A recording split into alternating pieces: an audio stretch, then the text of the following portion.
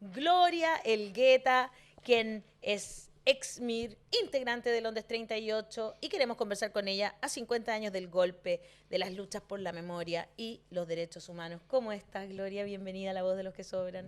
Bien, muchas gracias, Ale. Gloria, hay una especie de espacio que se le está dando en los medios de comunicación y por lo tanto eso parece que tuviese una especie de auge del negacionismo muy fuerte. ¿Qué piensas tú de esto que está pasando y del momento que estamos viviendo como sociedad? Bueno, primero es una realidad innegable lo que tú describes, creo yo.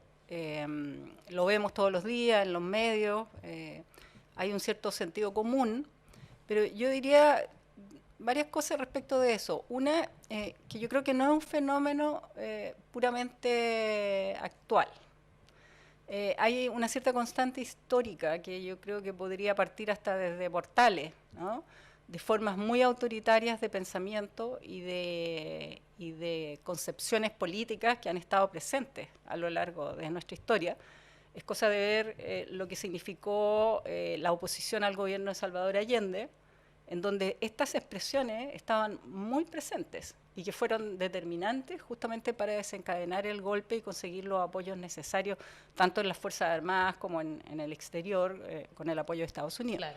Entonces, yo diría que estas expresiones adquieren mayor fuerza en ciertas coyunturas, y es lo que ha sucedido ahora, probablemente como en parte como una reacción a lo que significó la revuelta social de octubre, ¿no? Y eso también en el gobierno de Allende sucedió lo mismo, ¿no? Fue una reacción que venía incubándose con anterioridad, pero en ese momento, digamos, se amplió, se intensificó.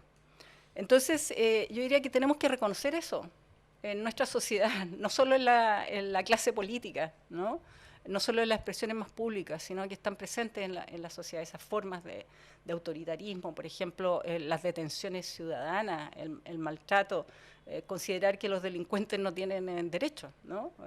Es un retroceso civilizatorio, digamos. Claro. ¿Te fijas? O sea, es como volver a la época de las cavernas, pensar de esa manera. Entonces, yo creo que ese es un problema. Y el otro problema es donde yo veo que la postdictadura, el proceso de transición que se inició, fue muy confuso en este plano. Yo recuerdo uno de los discursos de Patricio Aylwin justamente, en que él hablaba de los aspectos buenos de la dictadura. Wow. Entonces, que dice, nos vamos, lo dice así, es uno de los primeros discursos, y dice, nos vamos a desechar lo bueno. Esto es prácticamente textual, entre comillas, nos vamos a desechar lo bueno, ¿ah? Pero vamos a cambiar otras cosas. Entonces, esa idea de que habían cosas buenas en la dictadura, como si se pudiera separar, eso no solo era una idea manifestada por la derecha más extrema, sino que en ese momento comenzaba a ser reconocido por la propia Concertación. Y eso, bueno, se manifestó en políticas como la profundización de algunas de las medidas y las políticas de la Concertación, como las privatizaciones o la verdad y la justicia en la medida de lo posible, ¿no? Entonces, el tema es más complejo, lo que quiero decir, que es más complejo, ha habido más complicidades también, para Claro. que estemos en el punto que estamos ahora.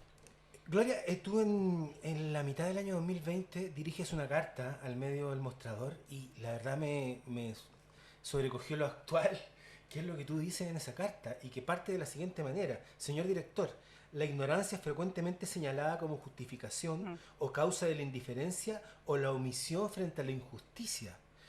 ¿Tú crees que aquí se está aprovechando el recurso de la ignorancia? Claro, bueno, hay distintos tipos de ignorancia, creo yo. A ver, O sea, claro, estoy hay ignorantes auténticos que yo respeto, digamos, porque no todos, o sea, no siempre sabemos todo ni podemos Claro. conocer todo, ¿no? Pero están los ignorantes de mala fe, creo yo, que son los que pudieron saber y no quisieron saber, ¿no? O los que en realidad saben y niegan que saben, ¿no? Entonces, porque parece inconcebible que personas que fueron parte de la dictadura, por ejemplo, o que fueron muy cercanos, ¿no? Como muchos de los dirigentes de la llamada derecha democrática, que yo creo que no existe en Chile una derecha democrática, fueron parte y ellos no sabían. O sea, Chadwick, incluso siendo ministro del Interior, hace una especie de mea culpa, creo que fue con motivo de los 40 años, no estoy segura, pero resulta que su mea culpa no tiene ninguna consecuencia. Entonces tampoco esa ignorancia, reconocimiento de una ignorancia y de una responsabilidad, si no se traduce en acciones que de alguna manera compensen, reparen, ¿no? esa ignorancia anterior y los actos que se derivaron de esa ignorancia, tampoco sirve de nada. Como las palabras el otro día del almirante... de la masa. De la masa, claro. Sí, y el jefe de la Armada. Nunca más, pero no dijo nada más. O sea, fue ahí con un grupo de personas, Isla Dawson, que sabemos que fue un centro de tortura, digamos, pero no fue capaz de decir algo que de verdad tenga un peso específico en encontrar a alguien de verdad, ¿no? Claro, sí, Fueron mucha palabras, razón. ¿no? Ha habido gestos antes, lo mismo de Cheire, ¿no? Claro. Con su discurso sobre el nunca más, pero al poco tiempo descubrimos y los tribunales establecieron la responsabilidad, la complicidad. Está acusado, o sea, condenado por encubrimiento en casos de tortura, el mismo Cheire, ¿no? Entonces, en el caso del comandante, el almirante de la Armada, yo creo que sucede lo mismo. La Armada, en procesos judiciales que nosotros hemos tenido, ha negado información tan básica como nosotros hemos preguntado, por ejemplo, nombres de los comandantes que estuvieron a cargo del campamento de detenidos de Puchuncaví. Dice, no tenemos esa información. ¿Alguien puede creer que una organización tan jerarquizada como la Armada no tiene archivos de las personas que estuvieron a cargo en sus recintos? Eso es falso. Sí. El año 73, 12 miembros del MIR fueron asesinados y quien está ahora condenado fue Santiago Sinclair. Santiago Sinclair, digamos, fue... ¿Quién fue? Preguntemos a la Gloria. ¿Quién fue? Sabemos que fue miembro de la Junta Militar, Claro.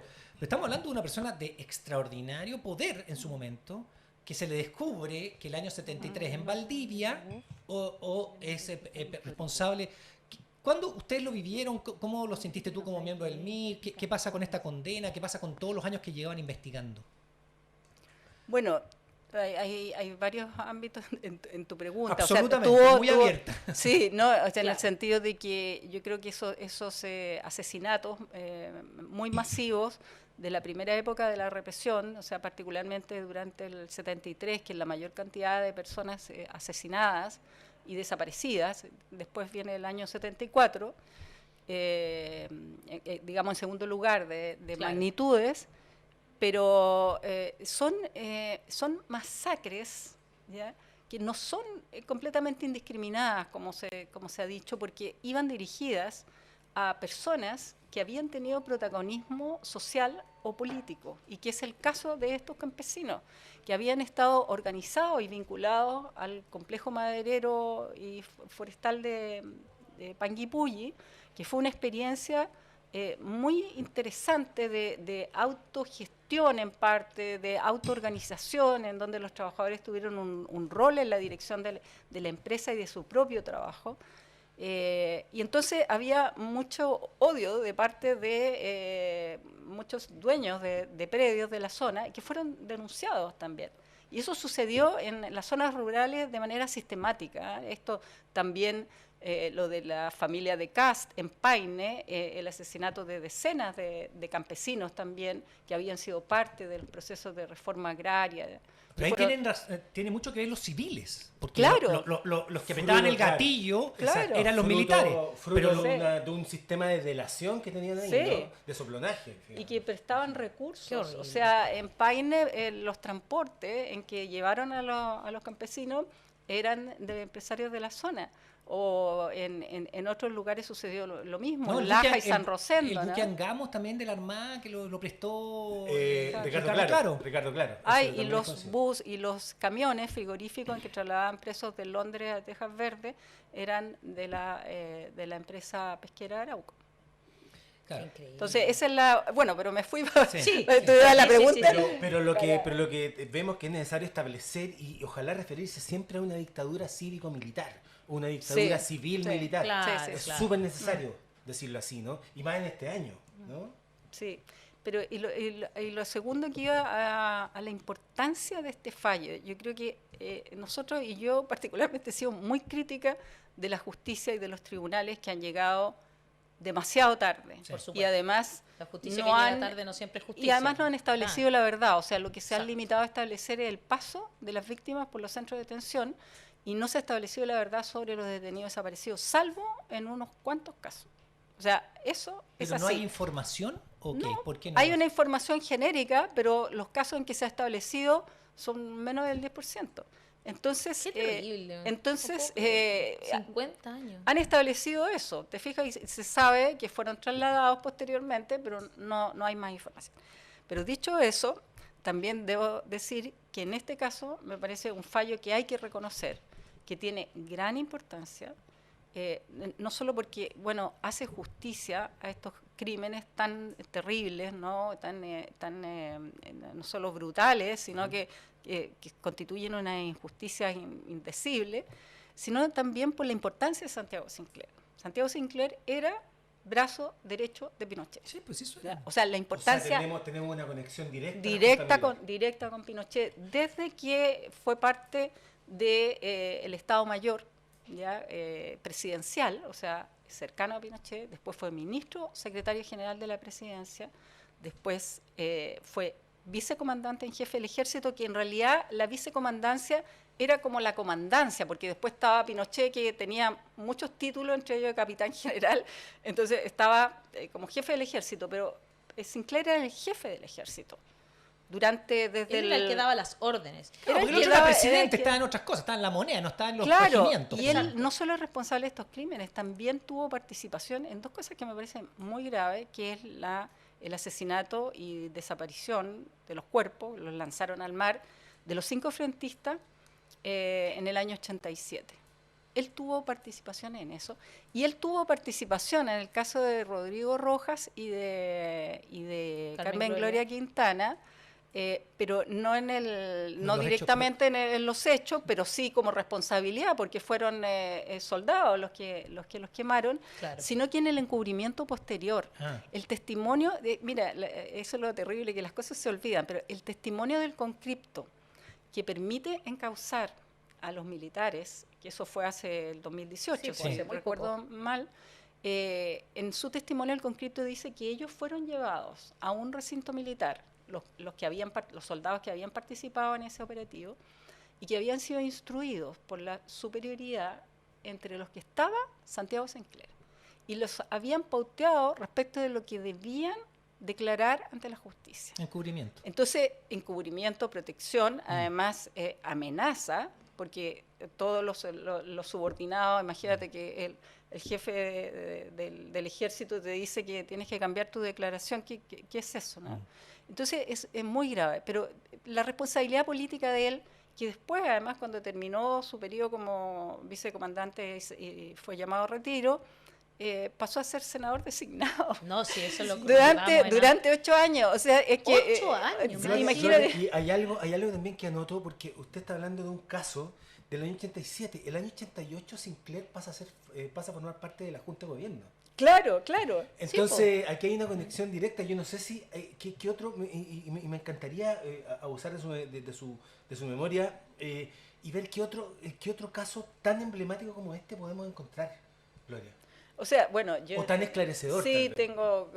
Mucho, ¿no? No, al No, revés, no voy a tanto. decir que es más limitado. Probablemente Ya, ok. conozco estos casos que les señalaba, pero también está el caso de los campesinos de Chigüío, que es una situación muy similar a la de ¿Panguipulli? de Panguipulli, en que un grupo de campesinos fueron asesinados por fuerzas del ejército y fueron enterrados en un lugar, y eso fue conocido por campesinos de la zona donde habían sido enterrados. Y entonces después, cuando viene esto del retiro de televisores, que era esta Forma absurda de retirar los cuerpos porque no los Operación pillan. de deshacerse de las pero víctimas, además finalmente, ¿no? no sé, el concepto en clave, ¿no? De los Sí, nombres que le qué ponían onda, a los ¿por qué? operativos es muy perverso. Qué perverso, sí. Entonces, que yo creo que es la idea de sacar de la visibilidad, Sí. ¿no? De ocultar, o sea, retiro de televisores, que no se vea, lo que pasó.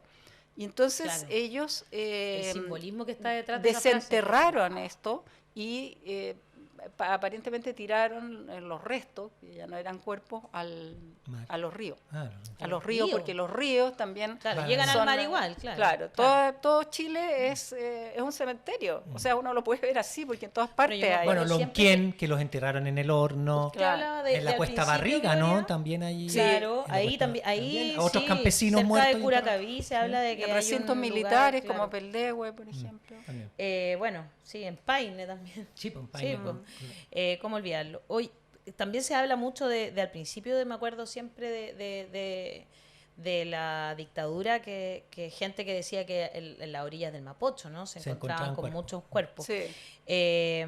Usted decía adelante que al principio, 73, 74 son Los años los peores. años más mortales, letales, por decirlo de alguna manera. Sí. Y después al final también, hubo como toda esta ola que vino después del atentado en el Cajón del Maipo, ¿no? Ah, El la fallido matanza de atentado. Corpus Christi. Claro, claro. Claro, sí, o sea, yo diría que durante toda la dictadura fue cambiando las modalidades de represión, pero en términos cuantitativos fueron esos 2 años los primeros, los más, como dices tú, letales, pero eso fue una cuestión permanente. Lo que pasa es que fue cambiando el foco. En las protestas, por ejemplo, hubo mucha gente que estaba solamente manifestándose y que fueron asesinados. Nos han preguntado mucho, y aquí, porque siempre me gusta agarrar preguntas del público, sobre cómo funcionaba operativamente Londres 38. Como que lo han preguntado como mucho, centro de como centro detención. de detención y de tortura, efectivamente. Que Londres 38, digamos, su especificidad, porque cada recinto tuvo un rol dentro de este conjunto, en que cada centro era un eslabón de un proceso represivo muy amplio. Pero respecto de la región metropolitana, Londres 38 fue el primero, podríamos decir, con esas características, y por lo tanto, desde donde se comenzó a implementar sistemáticamente la desaparición forzada como método, ¿no? Porque durante el 73 hubo muchos asesinatos y lo que Claro. se llamó como ejecuciones sin entrega del cuerpo, pero que se informaba a los familiares, incluso les daban un certificado de función, una cosa Sí, macabra. bajo esta figura bastante macabra de los consejos de guerra, ¿no? Claro. Claro. Supuestos consejos de Que guerra. es el caso finalmente el que- caso que este es el caso, claro. Claro. Entonces, ese fue, ellos ahí comienzan a implementar la desaparición forzada sistemáticamente, y sobre los casos del año 74, y dentro de eso los de Londres, porque hay otros centros que comienzan a funcionar en ese periodo, sobre esos casos no se ha encontrado restos de ninguna víctima. O sea, esos casos no hay Teatro. nada de información. Lo que se conoce son casos posteriores del año 76, ¿no? Entonces, Increíble. pero eso es la DINA. Es la DINA. La DINA, que además el ejército actual, y aquí recordar, esto es muy importante, que Martínez Menantó, que fue el comandante en jefe del ejército anterior a este, el día antes que tuviera que renunciar porque lo estaban procesando por fraude, dio a conocer un documento larguísimo de 50 páginas, no sé si ustedes lo vieron, acuerdo. pero que pasó un poco colado, Sí, para pasó mi colado. gusto. ¿ya? Porque Incluso siempre es las- más importante que roben que maten. Pues, claro. Sí, pues, no, Claro. obvio, claro. Obvio. Sí. Claro. Y entonces, en ese documento, Martínez Menató dice algo que es muy grave. Por una parte, reconoce la participación del ejército en crímenes tan graves como el de Prat, del Letelier, reconoce incluso la confabulación con un servicio de inteligencia extranjero, Extranjero, el claro. ejército, que es la CIA, para asesinar a Increíble. Letelier. Entonces reconoce muchas de esas cosas que además no es novedad porque están establecidas judicialmente, acá y en el extranjero. O sea, en Claro. Argentina se estableció. Es historia. Es no historia. Es, Claro, o sea, hay no aquí es- doble lectura. No, no digamos. hay nada que agradecerle a Eso. Martínez Menatoso por esto. Claro. Pero dice una cosa muy grave y que para mí, decepción o preocupación, el gobierno no dijo nada. Dice que la DINA era un organismo, dice algo así como extralegal, que no tenía relación con el ejército. ¿Qué? Eso dice Martínez Menató. Entonces es un intento evidente de desligar Sí, claro. toda responsabilidad respecto del tema de la desaparición forzada. Increíble. ¿Te fijas? Es Y muy, de las es muy torturas. evidente, claro. Qué increíble. Entonces, porque la DINA ocupó recintos del ejército, Por supuesto. recursos del ejército, personal del ejército. Y respondía a una política de Estado que llevaba a cabo el ejército, ¿no? Claro, Claro, a claro. través de la Junta Militar. Es como- Entonces te fijas que con esas falsedades que se van instalando desde el Estado, desde las autoridades y las Fuerzas Armadas, se va produciendo el negacionismo. O sea, entonces no es raro que después alguien diga, no, pero si esos nací casos en no tenían 92. que ver con el ejército, ¿no? Porque si lo dice el comandante en jefe del ejército. Claro. O yo Entonces- nací en 92, así que no voy a pronunciarme con respecto a las violaciones a los derechos Claro. humanos si creo que existieron o no. Increíble, realmente increíble. Y ahí vemos, y qué bueno que diste en este clavo, Gloria, y te queremos agradecer estar hoy día con nosotros, pero ahí nace el negacionismo, efectivamente. Y es la causa de lo que vemos hoy, realmente. Gloria, muchas gracias por Muchas estar acá. gracias, Como programa vamos a seguir en esto, vamos a seguir conversando sobre la memoria, la historia, los derechos humanos, por supuesto que se respetan de forma sin condiciones, digamos, y que nada, por supuesto, hará que se pueda, como dijo Piñera, que tenga una cosa como, ¿cómo fue que dijo? De luz.